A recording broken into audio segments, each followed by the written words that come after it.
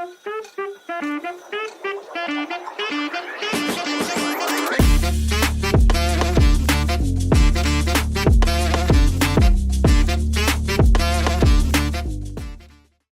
up guys, welcome back to Fancy Goldfish Fanatics. In today's video I thought I would talk about the different filtration methods we could use for our fancy goldfish.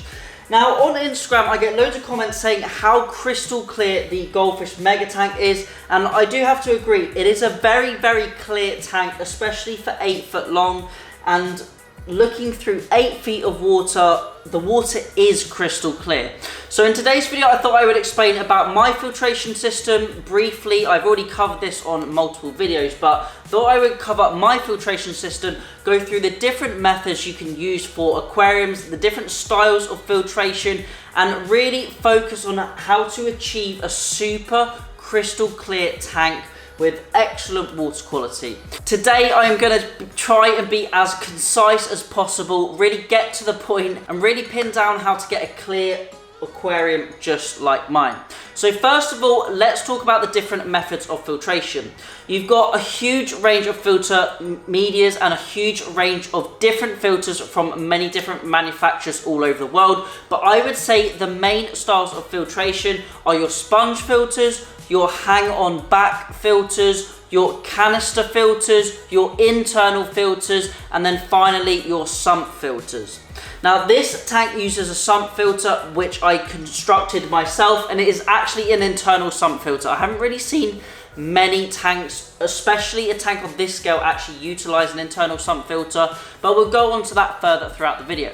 So those are the main types of filters. We also have different filter medias like filter fleece, filter foams, biomedia consisting of alpha grog, sintered glass media, biohome media, Japanese matting, Metala matting. There are a huge range of different filter medias, and I would say the majority of them can all be used to achieve real high quality filtered water.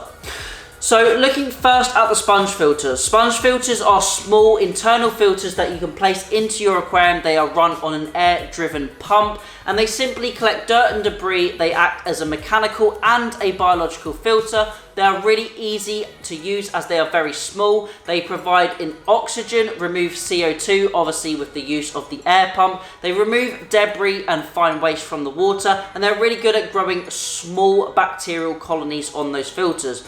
I would say these are great for quarantine tanks and smaller systems where maybe a larger filter isn't easy to install under the tank or beside the tank or in the tank. They're really easy to cycle in your main system if you're using them for a hospital tank, and overall I really feel like they have their uses, but personally I wouldn't run a large or medium-sized tank on those as the sole filtration system. Now you definitely could do it, but you would need a lot of sponge filters. Next up we've got internal filters. Now these probably consist of like a Fluval U series internal filter.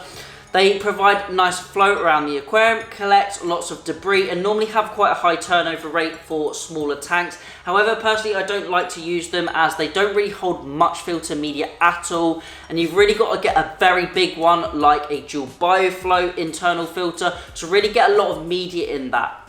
Now the dual bioflows are definitely my favorite internal filter, and personally if you're going to use an internal filter like the dual bioflow series, then I would pimp that myself like I did with the super simple budget aquarium where Naruto and Lava Boy were living. Next up we've also got hang-on back filters. Now I think I've only used a hang-on back filter once in my life. I believe these are very common in the USA, but here in the UK they're really not common at all, and not many people use them. Partly because you can't get much flow rate out of them, you can't get much flow around the tank, and you also, the main thing is you cannot get much filter media into a hang-on back filter. They only tend to have a small cartridge. Now I know there are some large ones potentially by Seachem or Seachem that make some tidal over hang-on back filters, I believe they're called, and they can be quite good, but they still don't hold a lot of media. So that's why I don't really recommend using hang-on back filters or internal filters with goldfish or large numbers of goldfish. Next up we've got canister filters, which I would say is the #1 filter that everyone uses, especially with Goldfish. I would say that is the most common used filtration setup with Fancy Goldfish and the aquarium hobby. You can pimp these yourself, you can make loads of adjustments to them, completely change the media in, you can have a really nice triple layered stack of sponges in the bottom and then fill them all the way up with filter media, biomedia, bio rings, ceramics, alpha grog, sinter glass media. There are so many different medias that you can use and they're really adaptable. I especially like the All Pond Solutions range of canister filters because they're really budget friendly, and buying the larger size means you can get a lot of filter media in them. Great for tanks, I would say up to maybe 1,000 litres, something like that, but you're going to need quite a few canisters and some large canisters. The only reason I try not to use canisters is because they can be a bit of a pain to clean, or they can take a little bit of time to clean. Also, you don't know how dirty they are because you cannot see inside them. There is also the Fluval FX range as well, but personally I'm not a big fan of these. I'm not going to go into too much detail in this video, but I find cleaning canister filters can be a bit of a chore sometimes and not my favourite type of filtration method to use. Now finally, let's get on to the last type of filtration, which is the sump filtration, and this is my favourite type of filtration to use. I would say followed by the canister filter.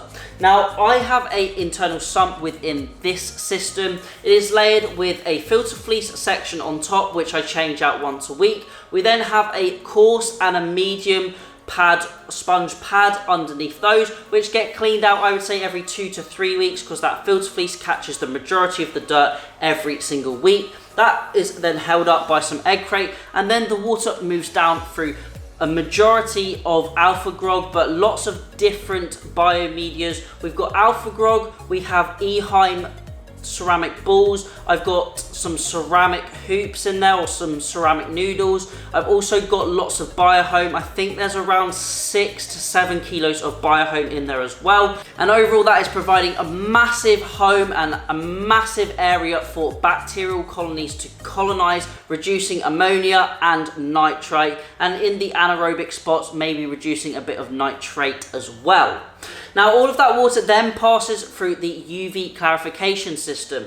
Now I've only spoken about the main sort of, I would say, 5 filter methods, and I haven't gone on to any chemical filtration methods. Generally you'll also find your sumps are under an aquarium. Generally you have a sump with a marine tank, but I really like the use of marine tanks as goldfish tanks because those sumps provide a great space to put all of your biomedia and all of your mechanical media as well. And as I mentioned, I absolutely love sumps. They are fully open so you can see when they get dirty. They are very easy to maintain and clean, and I would say save you a lot of time, a lot of hassle, and a lot of maintenance as well when looking after your goldfish system. And that means you have an easy system to look after, so you're bound to look after it more often. So now I've talked about the main types of filtration system, let's go on to the different types of filter medias. Now you will have your mechanical, your biological, and also your chemical filtration medias. Now firstly, let's start with mechanical. As I mentioned, I use filter fleece on this tank. This pulls out any fine debris, and generally you would have your coarse, medium, fine, and then your filter fleece underneath, because the coarse is going to catch all of the large waste, and then the medium is going to catch all of the medium waste, and so on, to really polish your water.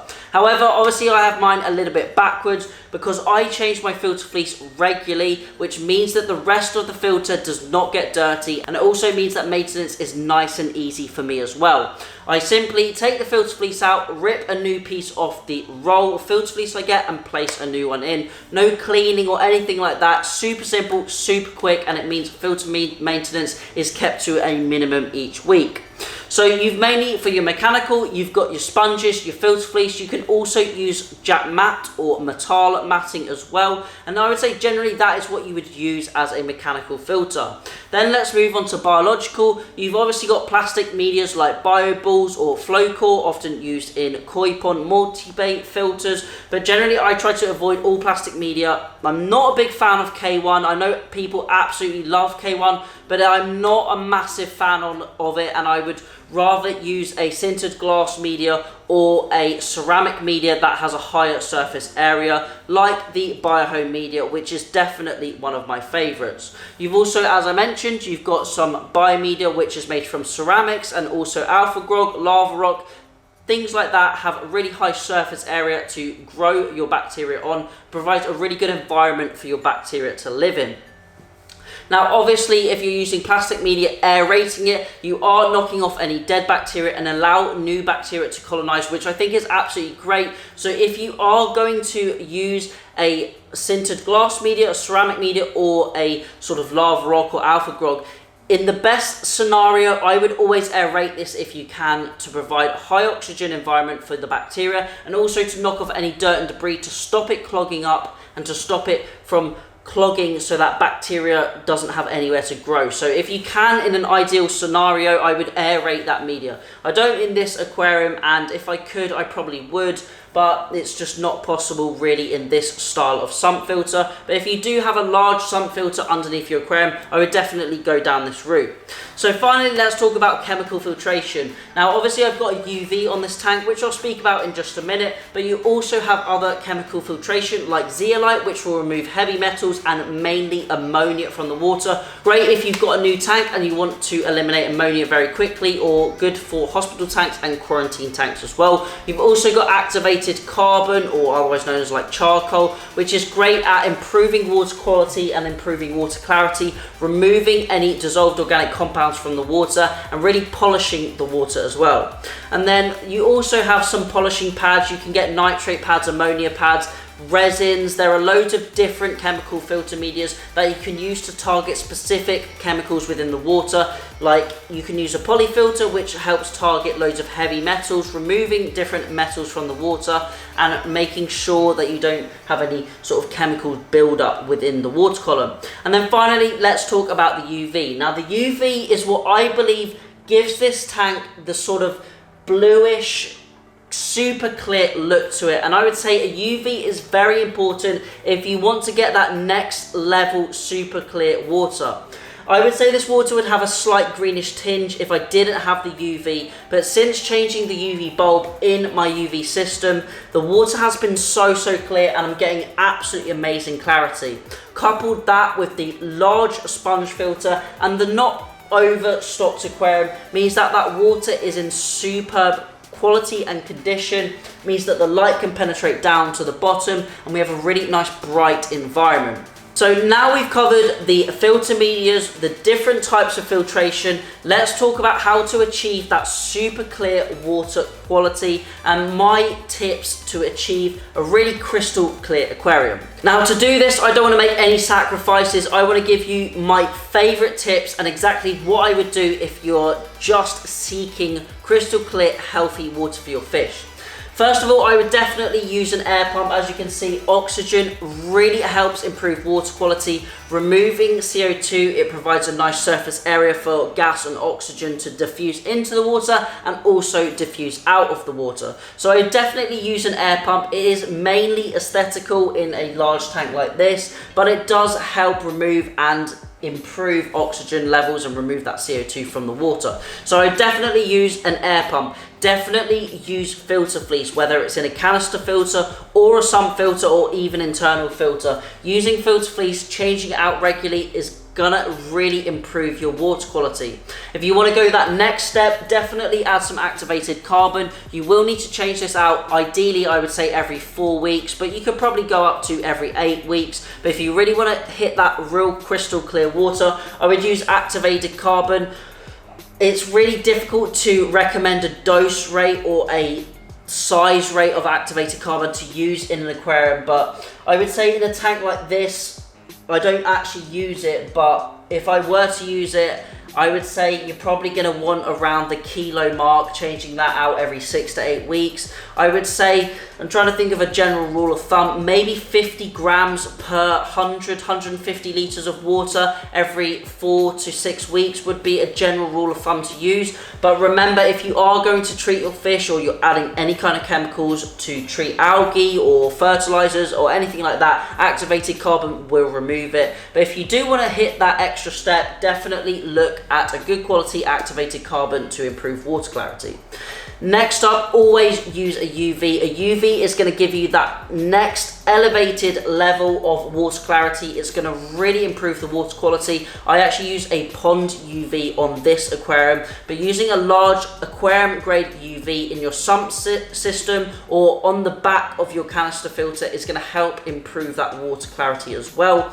And then finally, my top tip, and my tip that I would say solves 90% of your problems with fancy goldfish, is big water changes. Doing a large water change once a week or a couple of smaller water changes once a week is really going to provide a nice crystal clear fresh water into your aquarium, and it's going to help improve that water quality.